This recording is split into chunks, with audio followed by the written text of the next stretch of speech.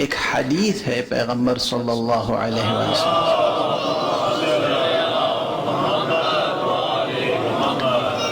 فرمایا کہ ان اللہ سبحانہ وتعالی یقسم الثناء کما یقسم الرزق،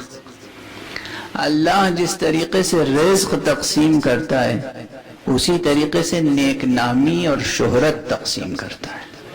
کسی کو نیک نامی، شہرت، حسن ثنا یوں ہی نہیں نصیب ہو جاتی۔ یہ ایک ایسا فقرہ ہے جس نے مجھ جیسے طالب علم کو مجبور کیا کہ دنیا کی جتنی مشہور شخصیتیں ہیں ان کی سوانح عمریوں کو غور سے پڑھوں، ان کے سوانح حیات کو غور سے پڑھوں اور یہ جستجو کروں کہ ان کی شہرت کا راز کیا ہے، آخر کس سبب سے شہرت ملی،